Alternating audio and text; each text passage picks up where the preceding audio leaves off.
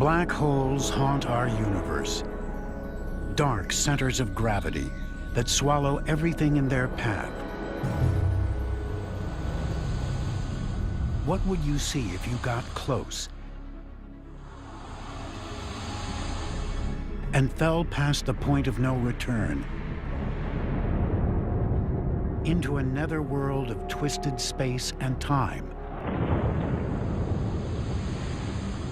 What secrets can we learn about the universe on a journey to the center of a monster black hole?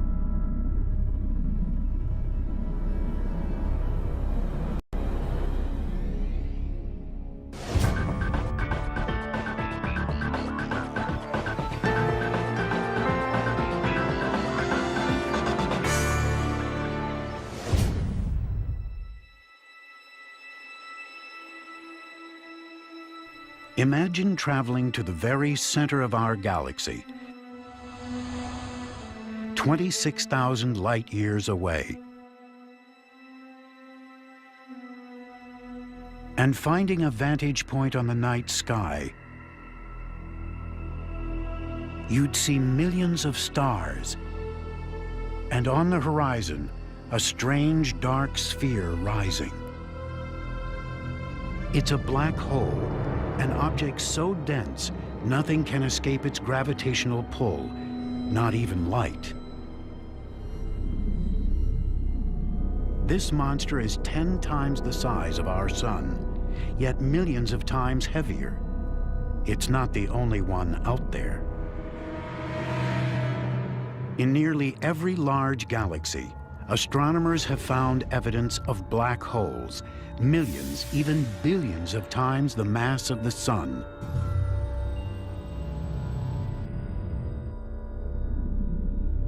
How did they form? And how did they get so large?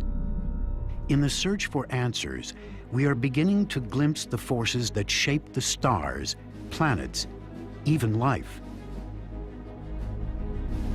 And now, by tracing the life cycle of black holes, scientists are finding clues to the fate that awaits our galaxy and the universe at large.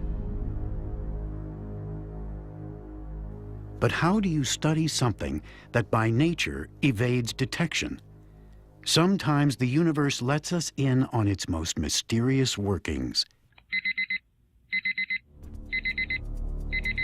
March 19th, 2008. Astronomers around the world receive an alert sent from an orbiting observatory called SWIFT. It had recorded a flash of gamma radiation, a kind of ultra-high energy light that is the signature of a cataclysmic event. SWIFT automatically relayed the information down to Earth. And within seconds, robotic telescopes in North and South America turn their gaze on the rising light.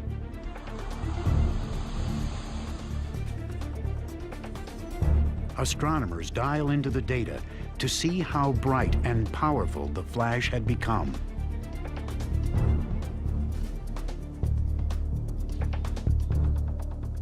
Meanwhile, at giant observatories in Chile and in Texas, they zero in on it, using specialized instruments to split the light into all its different wavelengths. That tells them how far the light had traveled to reach Earth. What they find is that it had come from 7.5 billion light years away, halfway across the visible universe. Tom Vestrand heads a robotic telescope project at the Los Alamos National Lab in New Mexico. He has been tracking high-energy gamma-ray bursts for over a decade and has never seen anything like this. Okay, let's see what we have. It was the most luminous thing ever detected by mankind. Traditionally, think of astronomy as something that happens very slowly. But this was a thing that had been traveling to us for 7.5 billion years, arrived here, and for 30 seconds, it was astonishingly bright. amazingly bright minutes later even, still showing signs of saturation. Yep. It was so bright, in fact, that it was visible to the naked eye. Putting together evidence from ground and space telescopes, astronomers determined that the flash was a narrow but intense beam of light, and that most likely it broadcast the birth of a black hole. This singular moment is the endpoint of a violent chain of events in the core of a large star.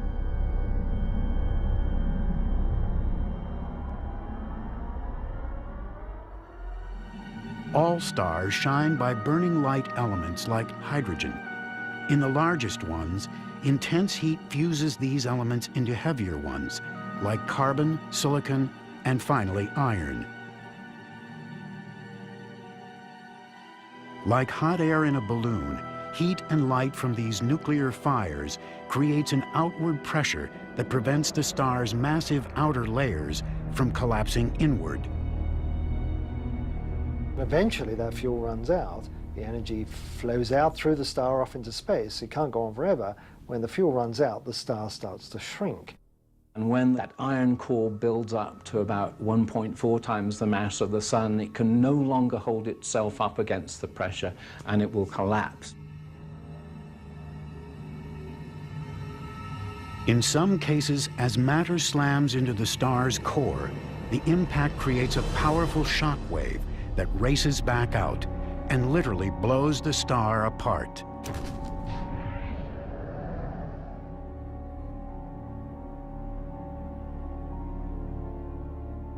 Our galaxy is littered with the scattered remains of these supernovae, as shown in images like these from the Hubble Space Telescope. But what happens to the collapsed core of these dead stars? When a large star implodes, its weight is enough to squash all the atoms in its core down to their nuclei.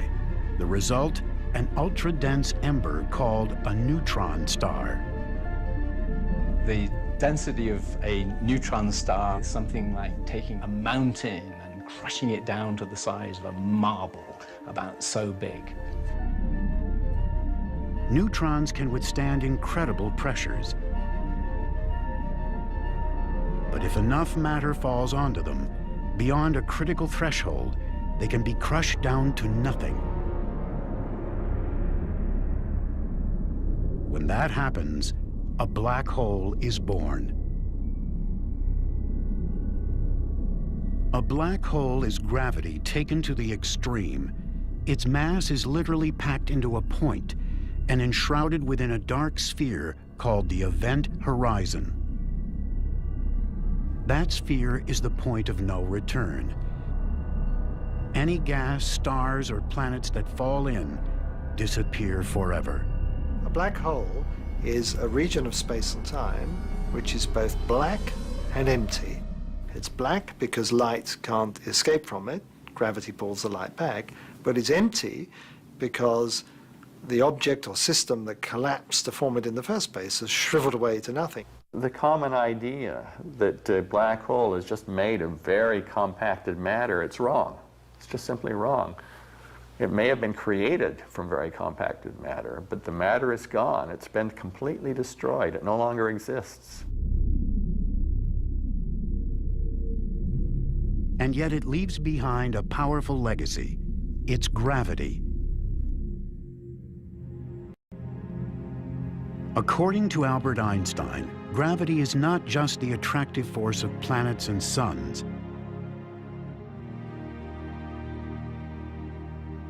It's a warping of space and time, what scientists call space-time, in the presence of massive objects. A planet, for example, goes into orbit when it's caught in the warped space surrounding a star, like a ball spinning around a roulette wheel. With the mass of a star squashed down to a point, a black hole is a deep puncture in space-time.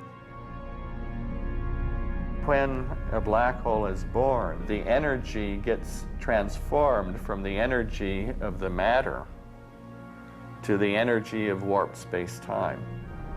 So it's a transformation of the form of the energy from one to another, but the energy is still conserved. What you're left behind with is warped space-time that has a huge amount of energy in it. With that energy, a black hole can affect its environment in profound ways.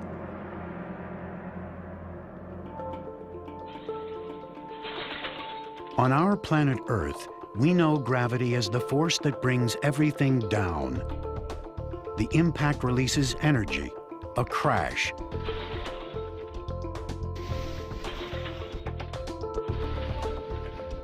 A thud.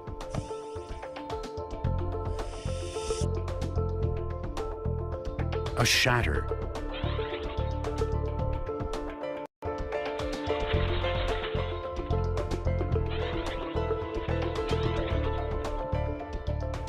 When matter falls toward a black hole, the energy released can reach astronomical proportions. When we look at how they affect the rest of the universe, we look at what happens around them, what happens when stuff exploits this huge gravitational potential, this huge gravitational hole that they form, and how that is exploited to make energy. Such energy emissions are part of a growing body of evidence that black holes, famous for hiding in the dark, have a history of outbursts that have reached across the cosmos and shaped the universe we know.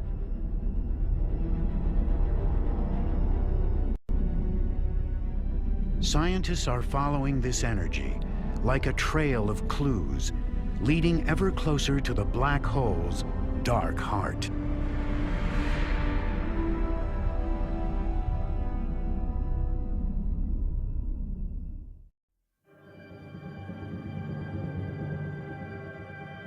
Astronomers once saw black holes as rare and exotic in a universe seemingly dominated by stars and galaxies. A radically new view has emerged from surveys of galaxies and black holes stretching deep into the universe.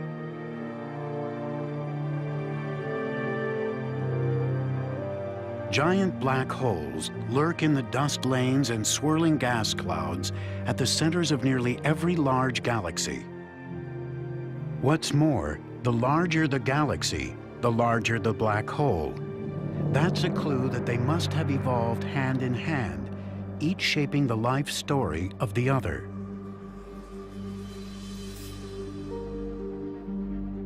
To find out the role black holes played in the evolution of the universe, astronomers are trying to recreate this shared history with what amounts to a whole new branch of science. They are using supercomputers to simulate the sweep of cosmic history, including that of galaxies like our own.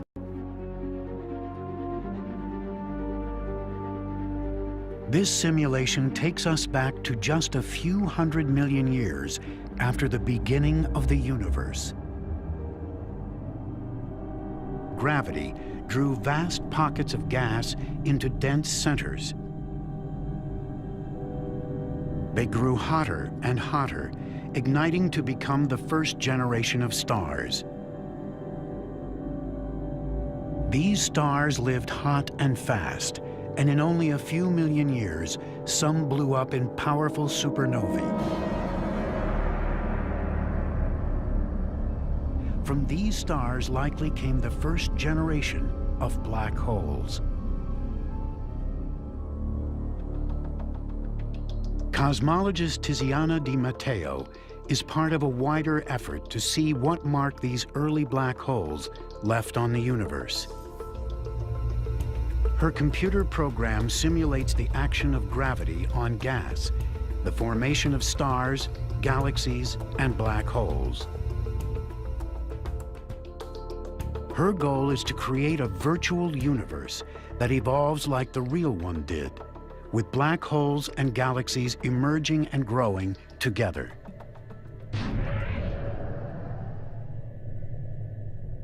Our Milky Way galaxy is located in a quiet part of the universe, with relatively few other galaxies around it.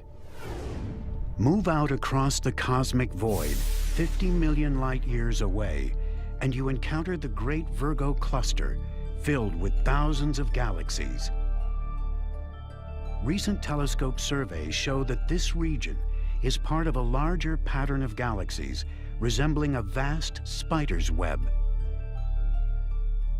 To get her virtual universe to look like this, Tiziana needs to know what cosmic conditions gave rise to black holes and galaxies in the first place. So it's a beautiful problem because we start from extremely well-specified initial conditions. We know the initial condition of the universe, and that's very rare in astrophysics, in cosmology, in any branch of physics. Details of what the universe was like in its earliest times have come courtesy of a breakthrough observatory called WMAP. It found a blotchy pattern in a kind of radiation generated soon after the Big Bang. Astronomers believe this pattern is the origin of the spider's web structure they see in their telescopes. It defines the beginning point of Tiziana's simulation. She sets her virtual universe in motion.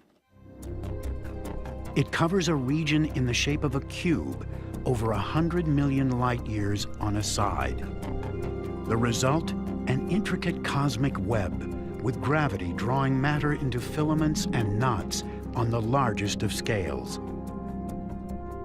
In places where filaments come together, galaxies and black holes first begin to appear. All the matter that is coming in from the large scale will also allow the black hole to grow because of these gases being transported from large scale all the way into the galaxy, and the galaxy all the way into the center, and therefore feeding and growing these central black holes at a very high rate.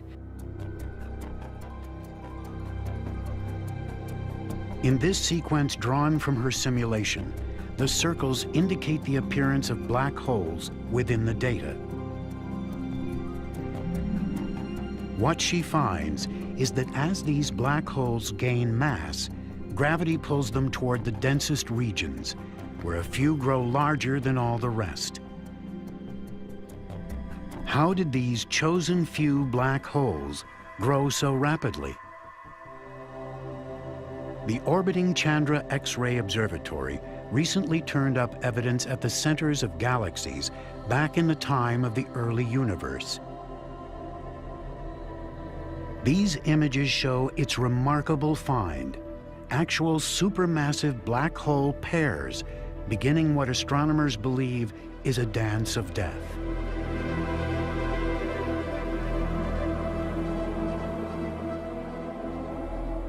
In most cases, their forward momentum simply causes them to go into orbit around each other, like a planet around a sun. This orbit can go on for billions of years. To grow large, one black hole must draw the other in, close enough to swallow it. Albert Einstein showed how they do it. He predicted that when massive bodies accelerate or whip around each other, they can stir up the normally smooth fabric of space-time.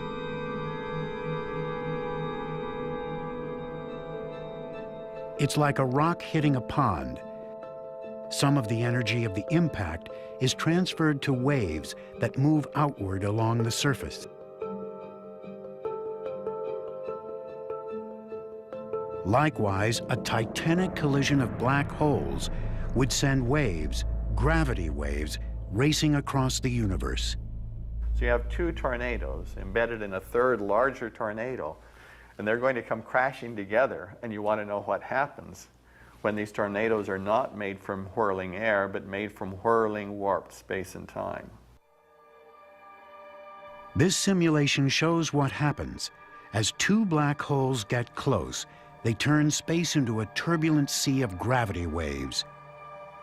These waves have the effect of carrying energy away from the orbit itself. That allows the pair to draw each other in and merge into one. we go back to half of the age of the universe, and all of these black holes are swallowing large amounts of gas. So it's a fun time. It's sort of the golden age for the growth of most black holes. The reason why is because most of the large major mergers are occurring in the universe around this time. This simulation shows how a galaxy like our own might have taken shape in a flurry of mergers and collisions.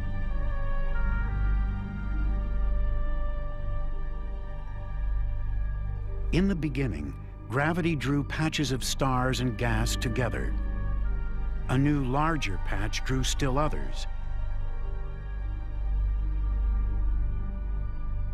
In fact, the universe is littered with galaxies in the process of ripping each other apart and crashing together. In the turmoil of each new merger, another victim is thrust into the jaws of a growing black hole. And in the densest regions of the universe, a small percentage of these monsters have been able to grow to a level of size and ferocity we can scarcely imagine. And yet, amid all the violence, are clues to how the universe, and even places like Earth, came to be what they are.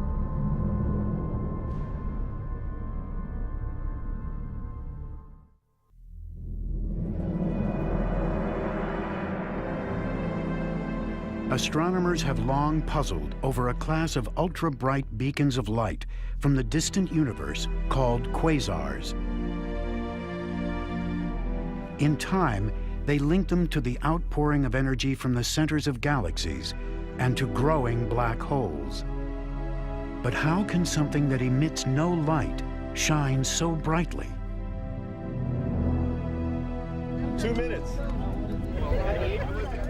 The chance to solve this mystery has drawn a crowd near NASA's Kennedy Space Center in Florida. 80 seconds.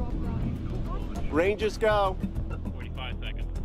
Mounted in the nose of a rocket just up the beach is the next generation cosmic explorer.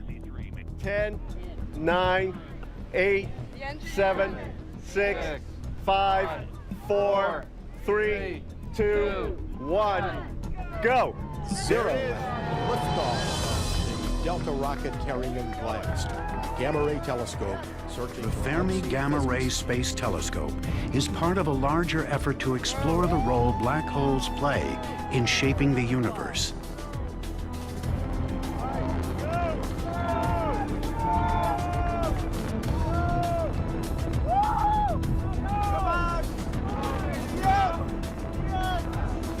Farewell.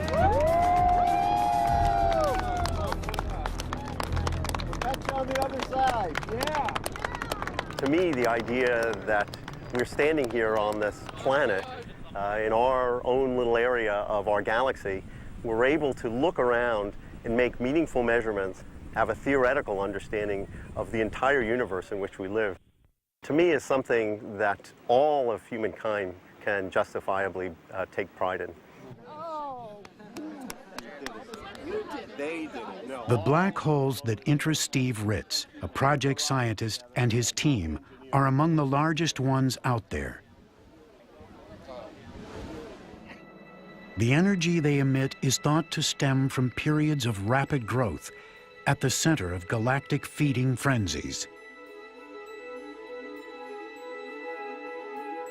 Billions of years ago, in places where the universe was dense with matter, gravity drew swarms of young galaxies hurtling toward each other. A large galaxy grew in the center, and when another galaxy fell toward it, it hurled matter at a central black hole. Force-fed like this, the black hole could grow up to several billion times the size of our own sun. Probing the Perseus Galaxy cluster, the Chandra X-ray Observatory found immense hot cavities hollowed out of the surrounding gas. The culprit, they believe, is a jet of radiation coming from a large central galaxy. As it roared out, this jet created shock waves so powerful it pushed huge volumes of gas beyond the central region. And without this gas, new stars can't form. That explains why some of the largest galaxies are filled with old stars, most likely born before their black holes began erupting. At the same time, a black hole jet can seed the surrounding regions with the heavy elements needed to form solar systems and planets like ours. The black hole also has the property that as it spins on its axis, as the Earth spins, it drags space into a whirling motion like the air in a tornado, faster near the horizon, slower farther away, just as the air in a tornado is whirling faster near the core than it is farther away. In the eye of this cosmic tornado, gas and stars flow into the hole along a rapidly spinning disk.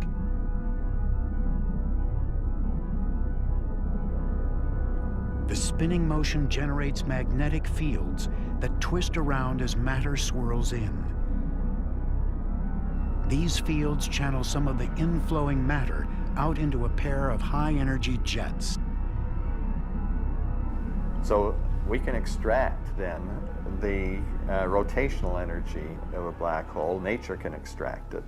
And the amount of energy you get out is enormously larger than all the energy you can get from burning all the nuclear fuel inside of stars. It's the equations of Albert Einstein that describe the source of this incredible power, the extreme warping of space just outside the black hole. What we can learn from these equations doesn't stop at the event horizon. They can also let us enter, with our minds, the realm within a black hole. Most likely, we'll never directly see how those equations play out and live to tell. A future explorer prospecting for data would tempt fate by traveling too close. If the monster is a collapsed star, weighing a few times the mass of the sun, its gravity rises sharply. The pull on the starship's nose is so much greater than on its tail that gravity rips it to shreds.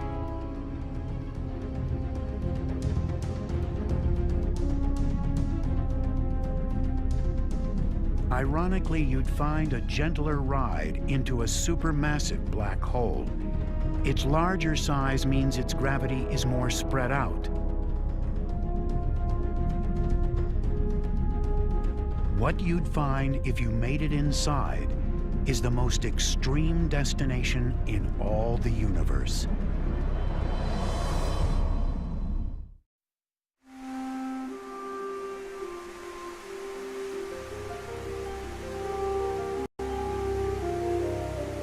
Andrew Hamilton, an astrophysics professor, has been investigating what happens when matter falls inside a black hole.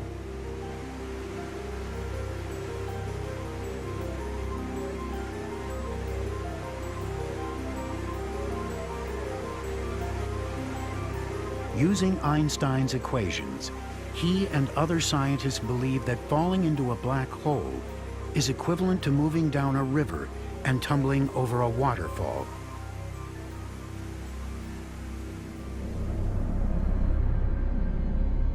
Like a cosmic precipice, the outermost region of the black hole, the event horizon, is where space itself flows relentlessly in.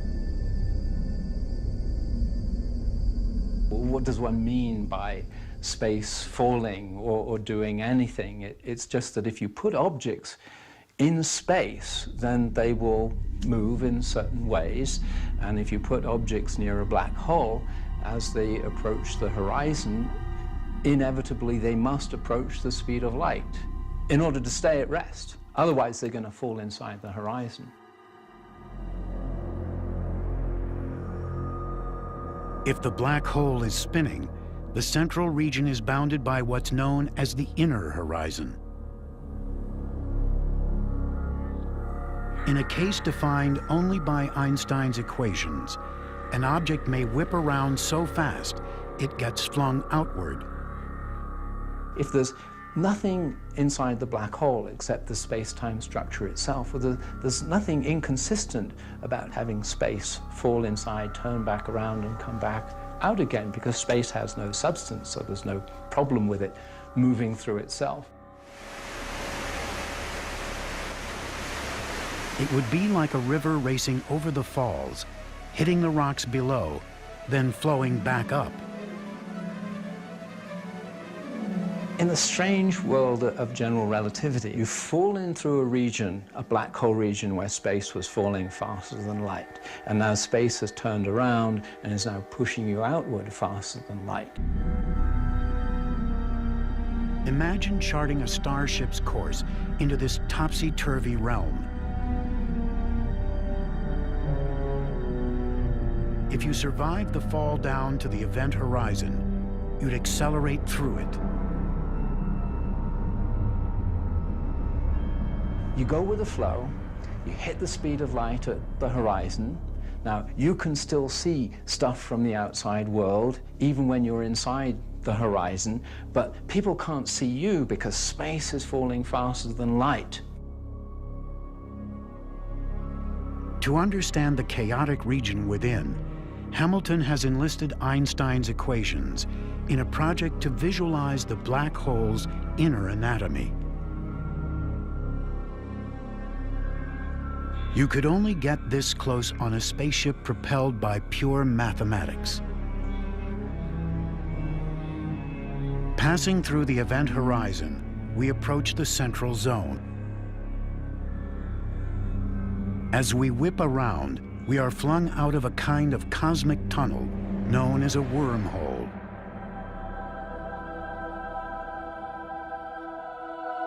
At its end, we pass through what's known as a white hole.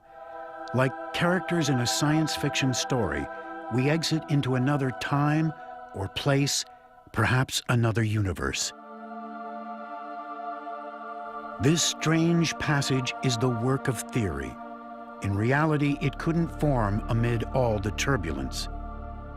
The moment you introduce any real matter, then the stuff that's trying to fall in tends to collide with the stuff that's coming back out again. There's a turbulent, chaotic maelstrom deep down inside the black hole.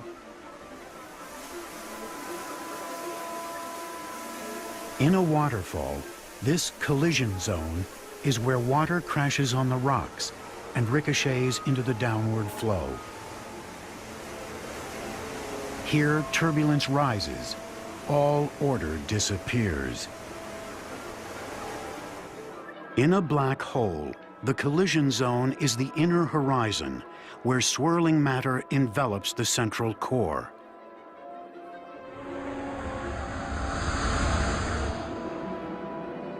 That's the end of the line for a starship.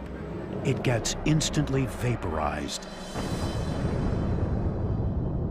The chief characteristic of this region near the inner horizon is that streams of energy are passing through each other, and they're passing through each other very rapidly. That counterstreaming of material begins to build up to the point where it self-gravitates, and that gravity accelerates those streams even faster through each other.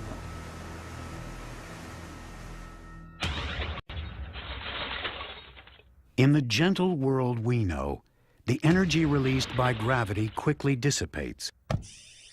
Whatever crashes down settles into a state of rest.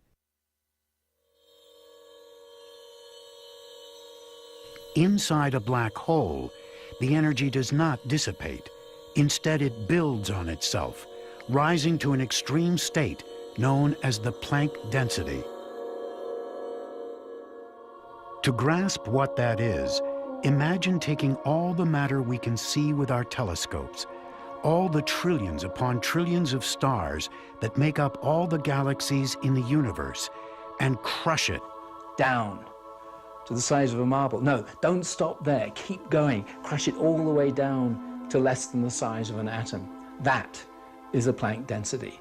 And that's the kind of density that is produced inside a black hole. It's the most extreme place in our universe outside the Big Bang. In this state, temperatures rise to 1 trillion times hotter than the center of our sun.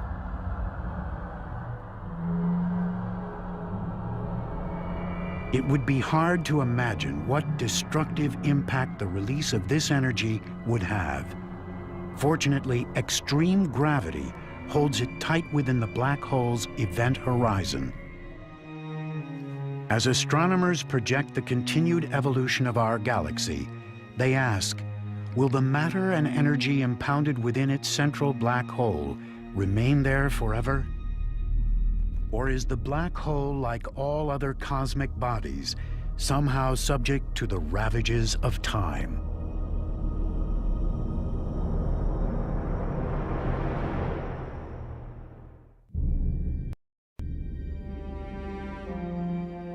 We live at a time in which most of the energy of the universe is produced by stars. Trillions of years from now, all across the universe, stars begin to use up their fuel and fade away.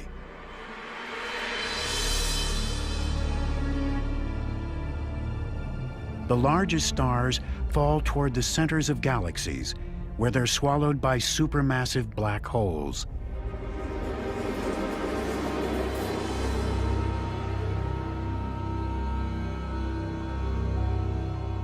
As the universe decays, it gives way to a long era dominated by the remnants of dying stars and black holes. The far future of the universe is one where the stars have burnt out and formed neutron stars or white dwarfs and some black holes, and eventually, over long periods of time, the black holes merge together to form bigger black holes. In time, much of the matter within galaxies will fall into these black holes, and they will become the last bastions of our universe. How long will they last? The answer may come from a theory proposed by the cosmologist Stephen Hawking. Stephen Hawking applied quantum physics to black holes and predicted that they wouldn't be black but would glow with heat radiation in a very distinctive way.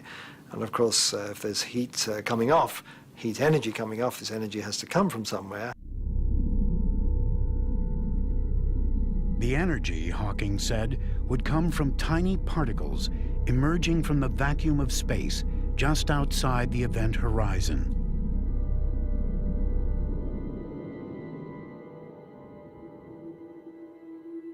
Some of those particles radiate away, taking minute amounts of mass from the black hole, like water evaporating from the ocean. Over time, the radiation grows stronger and stronger as the black hole shrinks and finally explodes. When the last black hole dies, that's the end of the universe as we know it. How can we know if the theory is right and they actually do decay? If black holes were made in the Big Bang with a mass of about that of Mount Everest, these black holes ought to be going pop about now, and radio astronomers have looked to see if they can see a sort of electromagnetic pulse associated with that, and they haven't found any. There might be other ways to see a black hole decay. From all across space, black hole jets are blasting particles out at very near the speed of light.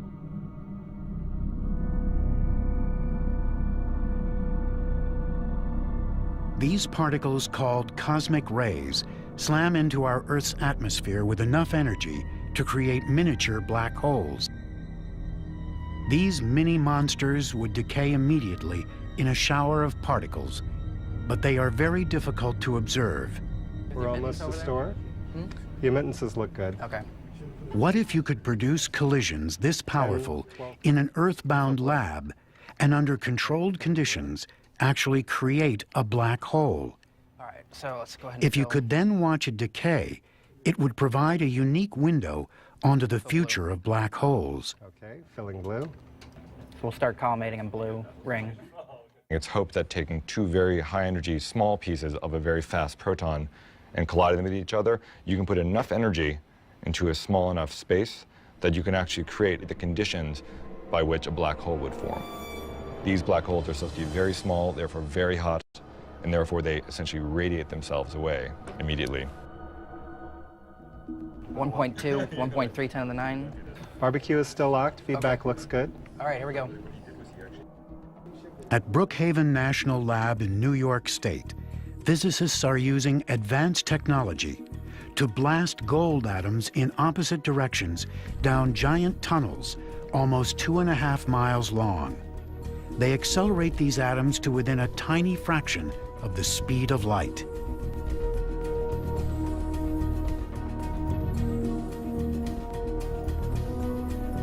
When the atoms collide, a fireball erupts. Sophisticated sensors record a splatter of subatomic particles, a hot soup of gluons and quarks. What we believe we're creating is temperatures approaching 2 trillion degrees centigrade. That's 100,000 times hotter than the interior of the sun. It's hotter than a supernova explosion.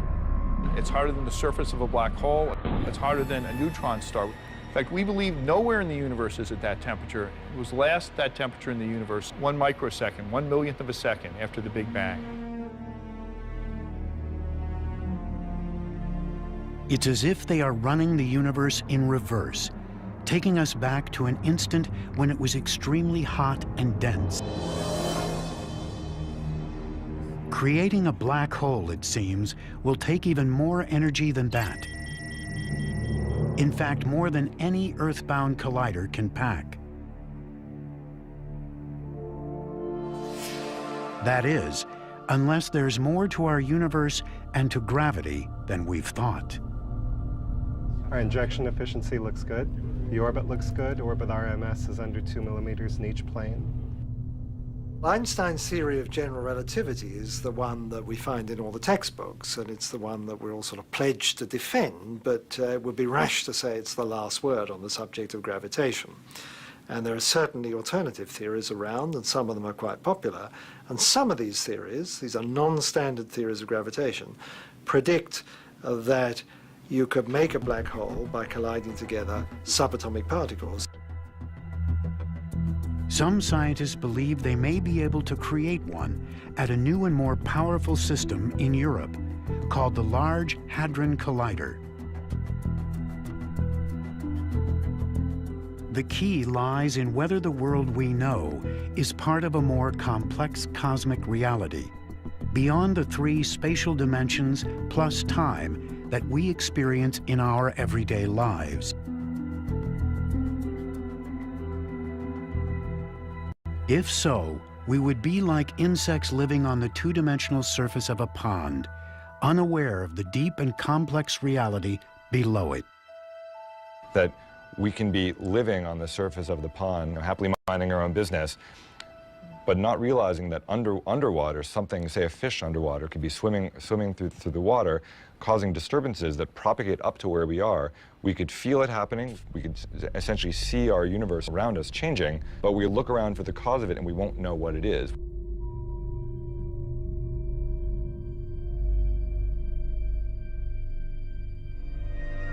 The idea is that a number of extra dimensions actually intersect our world. 10, 12 pi. Okay.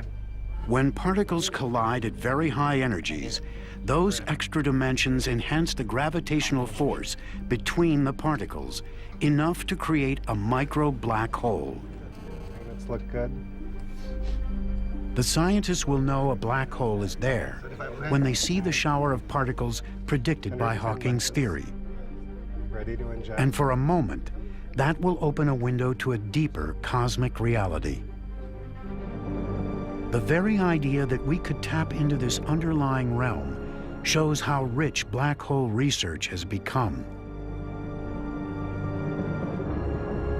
Einstein's theory showed how black holes can generate extreme energies, cause the universe to wobble and bend, and twist up into knots. The recognition that black holes are fundamental to the workings of our universe is a major discovery of science in our time. And if it turns out that they do have a finite lifetime, their death will signal the end of our universe. By some estimates, the time horizon of the largest black holes goes out to a Google years. Take a 1 and add 100 zeros to it. That's an unfathomable spread of time, but it's far short of forever. The clock may well be ticking on our universe. The alarm will sound when the last black hole explodes.